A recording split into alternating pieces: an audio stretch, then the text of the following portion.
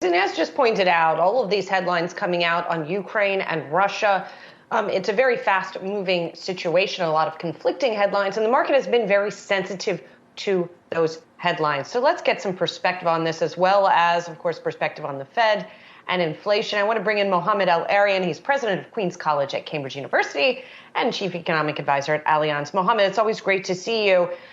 You know, we've been through a lot of market cycles, right? And we have seen geopolitical conflicts before, or threats of conflicts that don't really seem to affect U.S. equity markets. This one feels a little bit different. Is that because of the nature of the conflict or the nature of markets right now? It is both. The conflict itself, if it were to get worse, which is a big if, but if it were to get worse, would blow a very strong stagflationary wind through the global economy. So that factor is something that the markets are keeping an eye on. But there's also something else, as you rightly point out. We have lost our most important anchor. For a very long time, this market had the anchor of a very accommodating liquidity regime. Inflation changes all that. We can no longer depend and rely and predict massive injections by the Federal Reserve. And once you take that anchor away, you're left with a corporate earnings anchor. And that one is significant. That's why actually markets have behaved relatively well, but it's nothing like the bigger one that has gone away, which is this continued injections of liquidity. I do want to pick up on that, but first follow up on the first comment you made about Russia, Ukraine, maybe presenting a stagflationary threat to the markets. We've seen the effect that on oil prices, right? Pushing oil prices up because of concerns about supply. Is that your primary concern here regarding that and then the knock-on effects of that, or are there other elements that we should be considering? So it's more than oil. If you look at Russia and Ukraine, they are major exporters of a number of commodities. And if a conflict were to break out, a military conflict, then you would have sanctions that would limit exports from Russia, and you would have disruptions in Ukraine. So the first element is simply a big cost push. Second, you would have a significant blow to sentiment, confidence, and a further blow to globalization. So that's why this is a significant thing to look at. The marketplace right now is pricing somewhere between we get a good diplomatic resolution or we stay in this uncomfortable no war and no peace. We're not really pricing in the possibility that this may be an armed conflict. I understand why that's the case, because most people think it's not going to happen, but that explains also why the market's so sensitive when there's news of some sort of problem, if you like, on the ground. And Mohamed, if the situation does escalate, you could very easily get oil prices well over $100 a barrel, gas prices $5 to $6 a pop. Is that recession worthy for this year? It would certainly, as I said, have this stagflationary wind. Does it mean recession automatically? I don't think so. Certainly not for the United States. It will be more problematic for Europe because it also gets supply disruptions on top of the price hit. But I think for the United States, don't underestimate the resilience of the US economy. I think the biggest risk to the US economy is a Fed policy mistake. That is the biggest risk. Well, that's something we've talked a lot about before, Mohamed.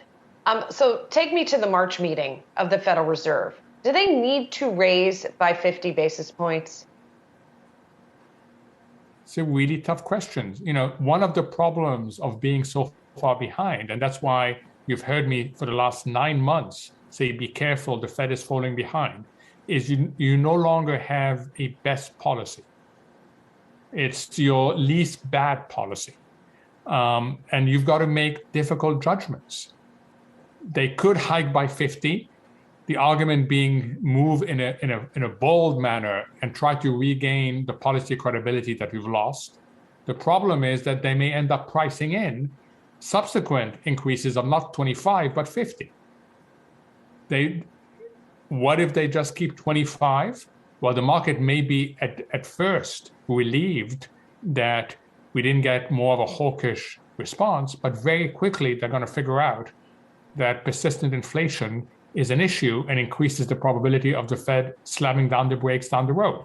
So, we have this issue now that we're in the world of second best, and there's going to be really delicate judgment calls to be made.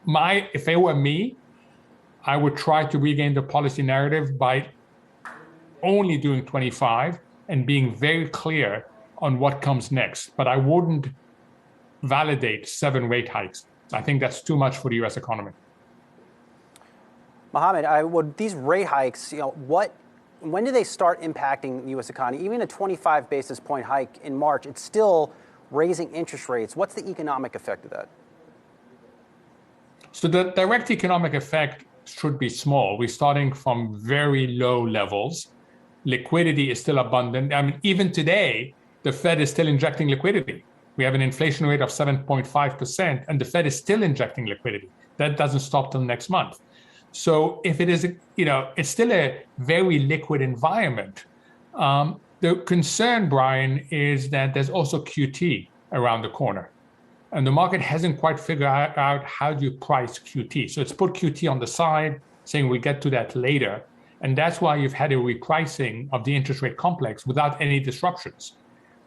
When you start playing around with liquidity, then it becomes more challenging. So the answer to your question is no one knows, because we haven't had a situation where we have significant QT and higher rates coming at a time when the market has been accustomed for so long on zero interest rates and just massive injections.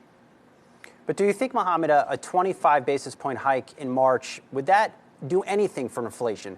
Because as you know, we're seeing this inflation because we're still in the middle of a global pandemic.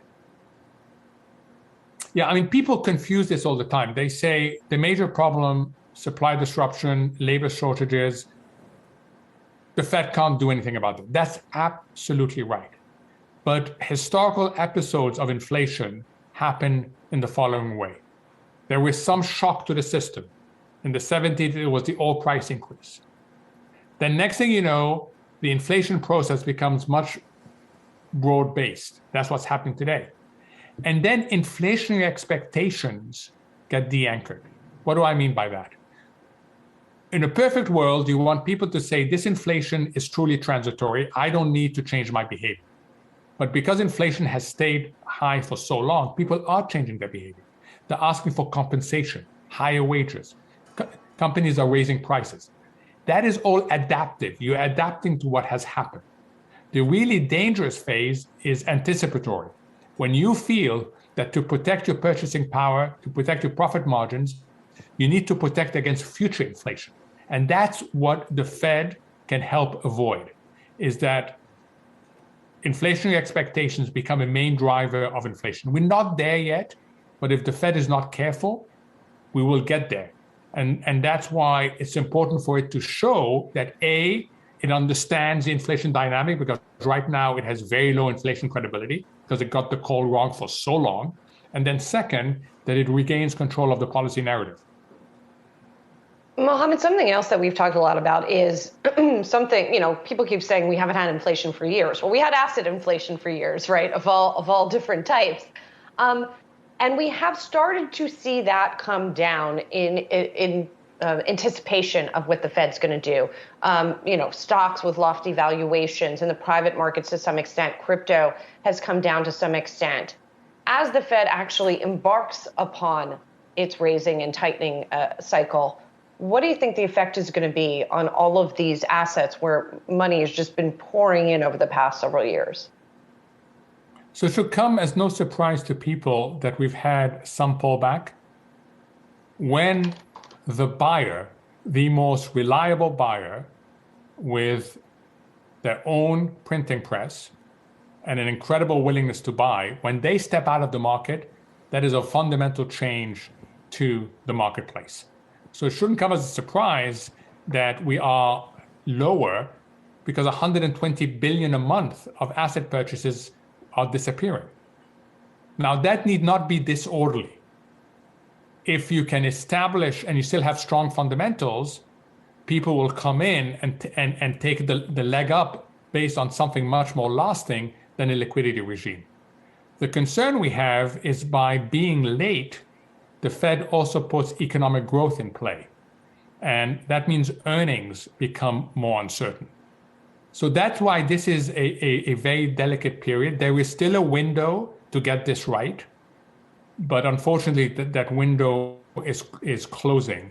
And the last set of data, the CPI, the PPI, and the retail sales, just give you a sense of how far the Fed is and how much more difficult it will be to get a soft landing.